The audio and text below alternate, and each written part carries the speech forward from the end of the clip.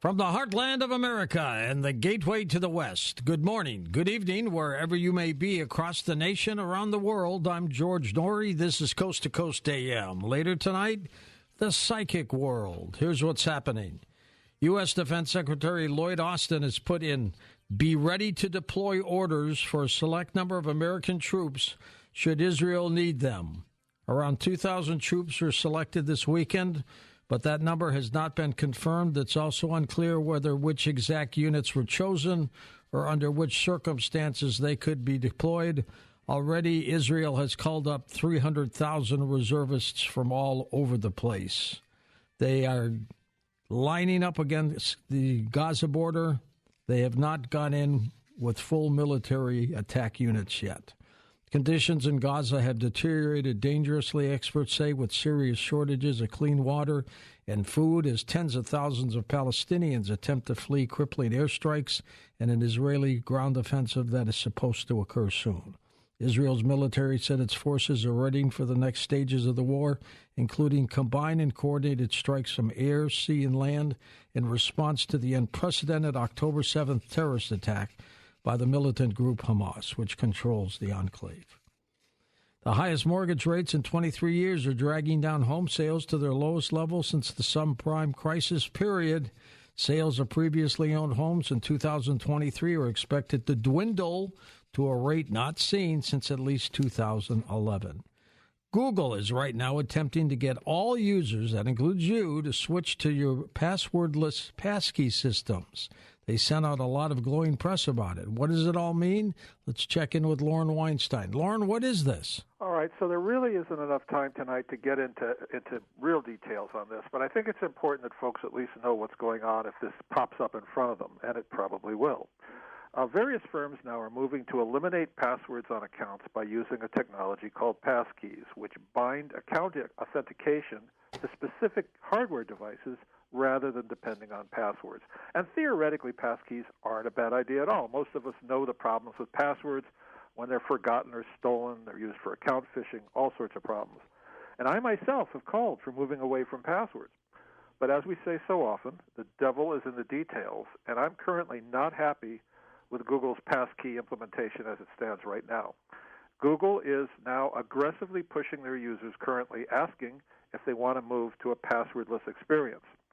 I'm choosing not to accept that option right now, and while that choice is certainly up to each individual, I myself don't recommend using it at this stage.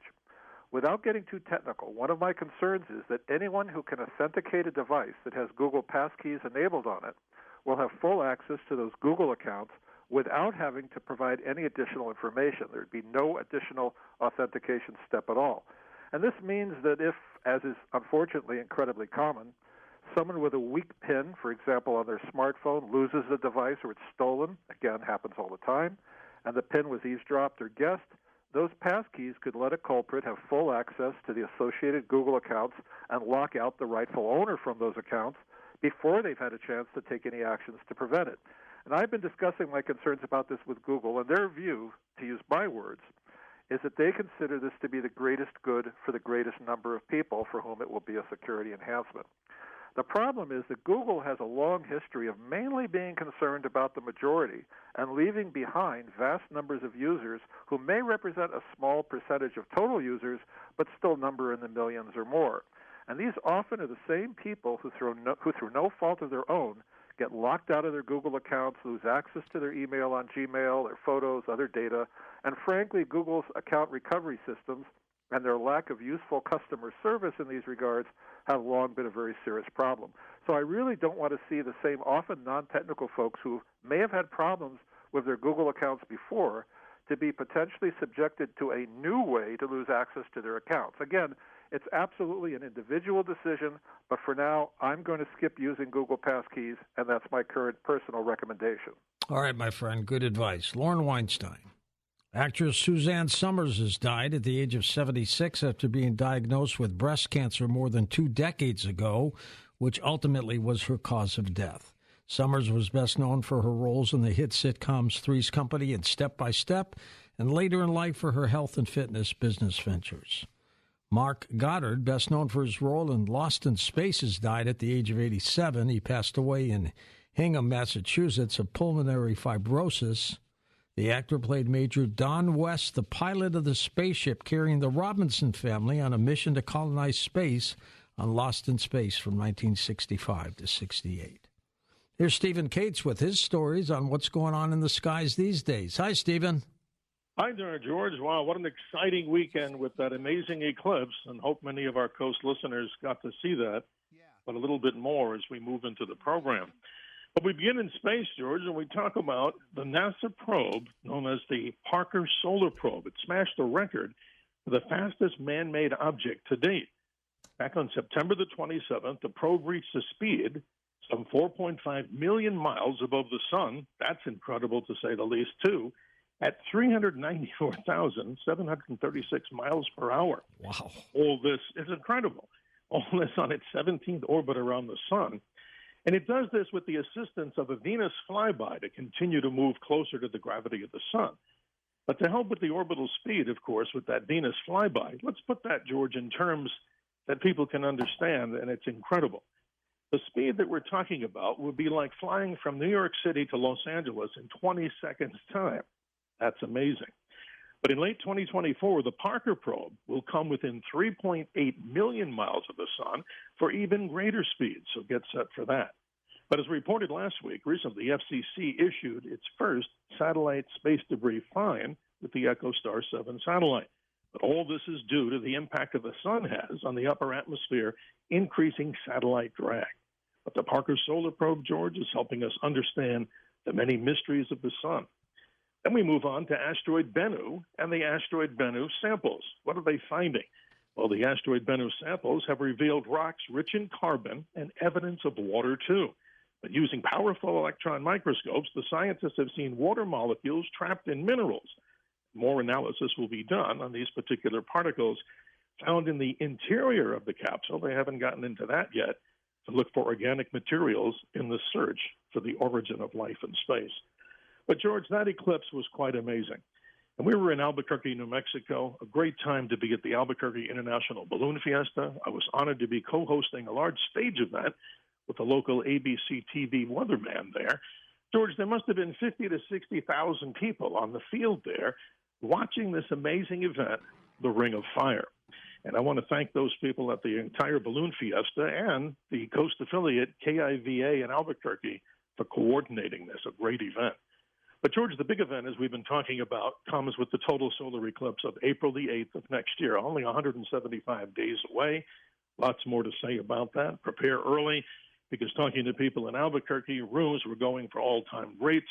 And, of course, people were jam-packed, but it was a great experience. We wrap it up with the live sky. Right now, George, the planet Jupiter, for all those watching in dark skies, high up into your eastern part of the sky and higher as we move, of course, to the eastern part of the nation. But right now, if you look in a telescope, Jupiter's great red spot is moving right toward the central meridian for those that have telescopes, and the satellite Europa will begin casting its shadow on the disk of Jupiter in about an hour or so. These and many other things, like the great Orion meteor shower that will occur later this week. Look into the morning sky as we approach the mornings of the 21st and 22nd, just before dawn or maybe a few hours before. Clear skies, of course. You're seeing debris from Halley's Comet. More information at theskylive.com. Emails, we love those, drsskyshow@gmail.com. And what do we say? And we're proud to say it. Always remember to keep your eyes to the skies. I'm your navigator on the highway to the heavens. Enjoyed the eclipse, George. Did you get to see it at all? I was in Columbus, Ohio, and it was raining. Oh, I'm so sorry to hear that. But positivity comes as we all prepare for the big one in 2024. Thank you. Thank you, Dr. Sky. We'll talk to you next week. Up next, Michael Olson back with us. Do you know which country is the largest producer of food for the world? Think about that. We'll tell you the answer when we come right back on Coast to Coast AM. And welcome back to Coast. George Norrie with you. Michael Olson with us has been consulting for specialty agriculture projects big and small around the planet for over 3 decades. His consultations include the development of a vineyard in Oregon, the commercialization of herbs and wildcrafted in the Amazon basin, the redevelopment of an agricultural plateau on the island nation of Cyprus, and metropolitan farms all over the place. Michael has appeared and or hosted more than 1,000 television and radio shows, written award-winning books, and has been published and quoted in hundreds of articles, magazines, newspapers, and websites. His subjects include business, marketing, farm and food, and World War II in the Pacific. Michael, good to have you with us, my friend. So good to be back, George. What could be more fun than riding off into the night with George Norrie? And Michael Olson with his great stories. My gosh, how have you been? Very good. Life is good. I've been just right. Thank you. Excellent. How'd you get interested in World War II, by the way? Oh, goodness. Well, first of all, I served in the U.S. Navy in the Vietnam era. Thank you, sir. And my father served in World War II in the Navy also. Now, my father never said anything about his service in World War II. And then I happened upon joining him for lunch with one of his shipmates. And his shipmate started telling the story of their ship's escape from Pearl Harbor on 7 December 1941. The USS Dale, a Farragut-class destroyer, was the first ship to escape Pearl Harbor, and the Japanese were doing everything they could to sink it. And after hearing that story, I said, Dad, you've been holding out on me. Turns out his little ship, the USS Dale, won 12 battle stars in World War II from Pearl Harbor to Tokyo Bay.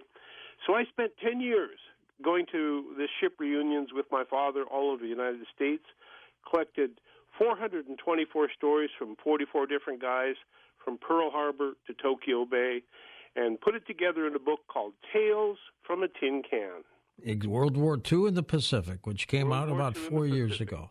Yeah. My father was in... We just put together in the process of doing it as an audio book. So being in radio, I collected a lot of my radio friends, and we all read a piece of it from a different voice. So it's going to be a real cool audio book very soon here. Good for you. My father was in the Army. He, too, was in World War II. He's passed now, but I always remember him just not wanting to talk about the war. He just did not like it, and I guess your dad might have been the same. Absolutely would not say a word, but when you put two of them or more of them together in one place, these men spent 4 years on a little tin can out in the Pacific. Can you imagine the bond you would develop living like that for 4 years? My goodness. So you put them together, and they really start talking. And it was a blessing to me, a Vietnam vet, because we were losers. We Vietnam vets were. Yep. And those World War II guys, sadly, they were winners. That was the one mistake that was made by people when our troops from Vietnam came home, Michael, is they made it sound like it was the troops' fault for that mysterious and disastrous war. It was not the troops' fault, and they should have given you guys more respect. Well, being with those World War II guys made it possible for me to forgive myself. So I'm very appreciative for them. And, of course, how'd you get interested in food production? You wrote a book called Metro Farm. We're going to talk. Well, I'll blame it on David Brinkley. First of all, I'm a Montana farm boy with a degree in English and Chinese literature. And I ended up working for David Brinkley at NBC Magazine in New York City. So we were doing a story on survivalists in Southern Oregon. And we're standing on a hill overlooking the Rogue Valley of Southern Oregon. And this is where the survivalists hang out, you know. And we were doing an establishing shot. And I looked at all of these beautiful little ranchettes, these survivalist ranchettes. And I turned to our guide, Nancy Mack Tappan, who's a publisher of survivalist tracts. And I said, Nancy, we should make a pamphlet on ways to make money with those small parcels of land. And she said, Michael, that's a great idea. Got a phone call from Nancy 2 months later, and she said, Michael, I sold your book. Oh, what book? Well, she had sold the idea to a publisher and even hired a publicist in the Empire State Building. And so what was I going to do? I had no idea what to do. So I was casting about, and I ended up in the Census of Agriculture. And I picked up a very interesting number. Whereas the average acre of farmland in Iowa was making $313 per acre per year, the average acre of farmland in the city limits of San Francisco was making how much, George? Too much. $76,421, Wow. which in today's money would be $271,295 per acre per year. So Metro Farm became the guide to growing for profit near the city. How do you make that kind of money farming near the city? That's Metro Farm. That's incredible. And I did not realize until I started doing research into your work that China has become the world's largest producer of food, surpassing us and India. Well, it stands to reason because they have 5 times more people than we do. Do they keep it for themselves or do they export it? They export some of it. You know, I was doing a speech for the United States Apple Growers Association. I was up in Jackson Hole. And one of the co-speakers was telling the story of how the Chinese people came through and the apple growers showed them everything that they did to grow apples. And 3 years later, China owned the apple juice industry around the world. They're very good at copying and doing things. So they do a lot of export. I even got wiped out by them as well because I was in the business of growing elephant garlic in the Rogue Valley of Southern Oregon, no less. And we were selling it to fancy department stores in New York City and making nice money. Then a shipload of elephant garlic arrived on the shores from China, and they were selling it so cheap, there was just no way we could compete. And the reason they could sell it so cheap is because they had ways of cutting corners and getting very cheap labor. And so that's the story of American industry when it gets right down to it, don't you think? Absolutely. Absolutely. Will it ever get to the point, Michael, where the United States surpasses China for production? They used to be big. Oh, well, we are big. Well, here's the thing. Here, a little bit of geography here. The United States has 1.6 arable acres of land per person. China has 0.21 arable acres of land per person. The United States has that means United States has 7.6 times more arable land per person than China. So much of what China is going to be growing in the future is going to have to be consumed there. They're growing a lot of cash crops that they're selling elsewhere in the world, but a lot of that land is being taken, that specialty crop land is being taken out of specialty crops or cash crops and put it into grains. And as we go through our story, you'll see why. It's going to be very interesting. Did we pay farmers not to grow crops? That has happened, yes. Why would we do that? To keep the price of grain up for those who are growing it. Almost like price fixing, isn't it? Well, sure it is. And that's the nature of whenever you subsidize anything, you're distorting the value of that something. And during the World War II and World War I, farmers made a lot of money because the demand for their food was huge. And so everybody ramped up production, and there was a lot of everything, or commodity crops, right? And then the war ended, and the hunger in the marketplace for all those crops kind of dissipated. So the world was filled with excess production. So that's when they started paying farmers to stop growing so much wheat and corn and so on.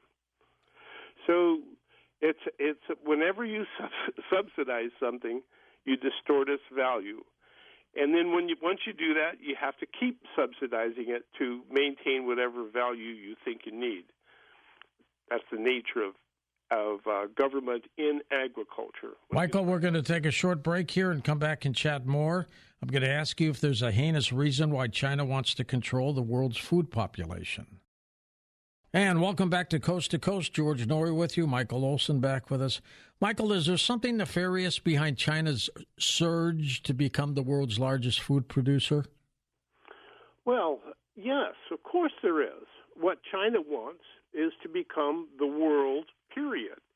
China considers itself, as its name implies, Zhonghua, which is Middle Kingdom. China and the CCP believe that the world should be subjugated to them, which is to say, to become totally dependent on the CCP for governance.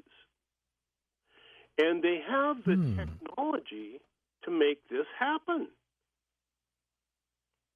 They have the technology to wire everybody together with no dissenters. Well, how can we beat them at this game? Well, that's a very good one. How do we beat China? First of all, perhaps we should stop buying all of our stuff and giving them all our money. Yeah, that's a good That's point. what we've been doing for 40 years. We've been giving China all our money, and they've been taking all of our dirty, filthy industry and selling us cheap stuff as a consequence. Now they have all their money, and they have a very, very powerful military. And their first step here is to take Taiwan. So one of the current theories being bandied about by those who consider such things is that the CCP's grand strategy that is being played out right in front of our noses is called the Four Wars strategy. What is a four wars? Well, we're gonna put four wars on the table, and we're gonna wear out America, and we're gonna make everybody in America so tired that they'll just go along with our plan here. So, the first war is the unconditional war against the United States, as portrayed in the book Unrestricted Warfare. And do you think that's going to happen, Michael? And by the way, other guests have said they think it will. A war with China. Well, we have been at war with China for 40 years. Now, the Chinese strategy, as portrayed in the book Unrestricted Warfare in 1999, is to win the war without firing a shot. This book, Unrestricted Warfare, is really an update of the classic The Art of War by Sun Tzu. How do you beat somebody that's stronger than you without firing a shot? Well, you employ unrestricted warfare. First thing you do is you capture their elite. How did China capture our elite? They just bought them off. They bought them off. That's exactly right. Simple as that. With money, the promise of money, or intimidation. And if you look at our elite, they have been captured. Just the other day, I saw a piece on Vanguard and BlackRock still funneling tons of money to the CCP in China. That's our money. That is our retirement funds they're sending over there. To do what? To build ghost cities and railroads to nowhere. Will we ever see it come back? Well, I don't know. It does not look very promising to me. So China has been living on real estate. 70% of the sum total of the wealth of Chinese people is wrapped up in real estate. 30% of the gross national product has been in real estate.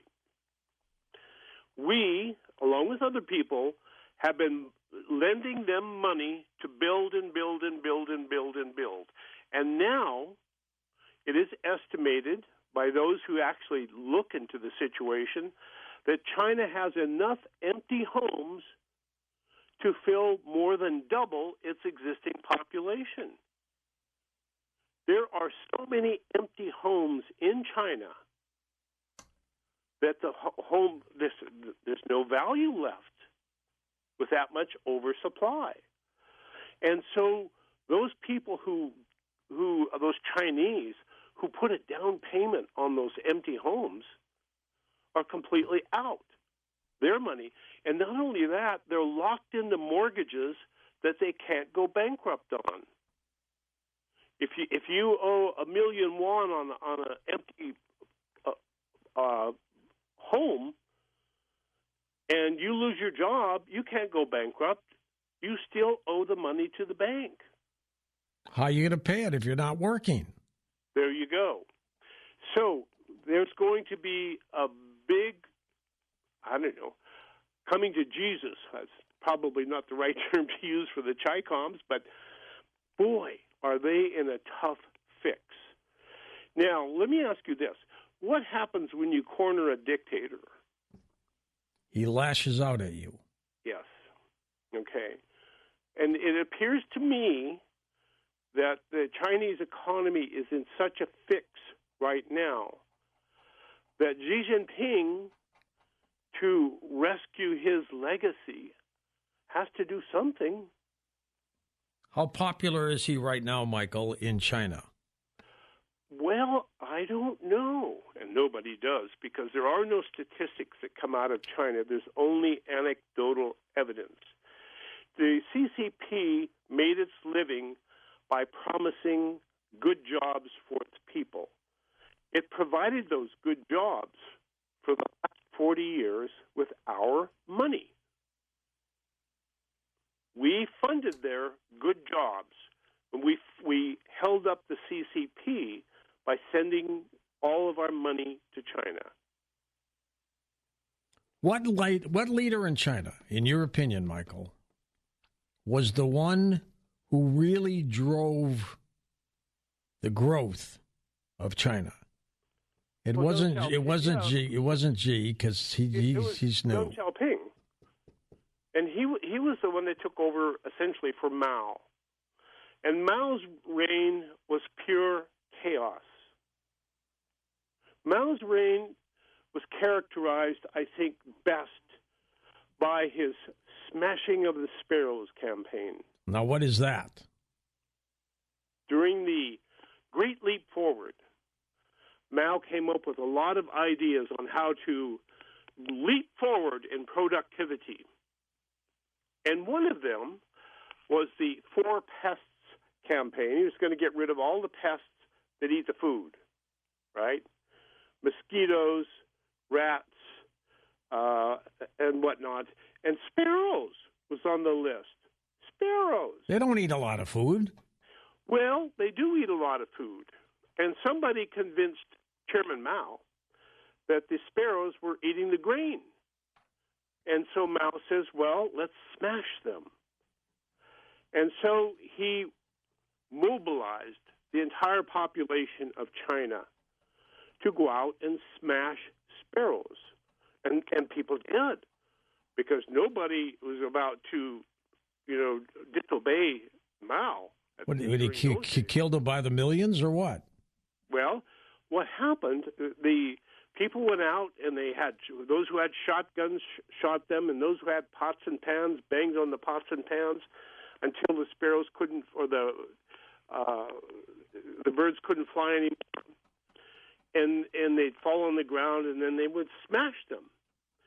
It was said they killed billions of them. Then somebody finally got the idea to do an autopsy, to open up a sparrow's stomach and see what was really in there. And what they found really in there was locusts. Bugs and worms. Locusts. Which is beneficial to getting rid of the pests. So what happens when they smashed all the sparrows? They had a locust infestation. They had a locust infestation, and it wiped out food crops. During this period, 1940 1959 to 1961, somewhere in the neighborhood of 45 to 65 million people starved to death because of Mao's great leap forward. Why can't we simply get along with some of these nations? Why can't we what? Get along with them? Yeah. Why would they want to get along with us? They're using us. I mean, we have been getting along with them for 40 years. We gave them all our money. And now they have enough money to think that they can take over the world and subjugate us like they subjugated their farmers. Are they psychopaths, these leaders? Well, that's a good question. I have no idea. But they do see a way of taking over the world. And they have the technology to do it because they've been employing this technology on their own people. They know when you step out of bounds. They have their algorithms that tell them. And when you step out of bounds, they can take control of your cell phone, and they can refuse you transportation. They can refuse you food. They can turn you off with your cell phone now. Exactly, especially now that they're going all digital currency, too. Exactly. And China has been perfecting this with the help of who?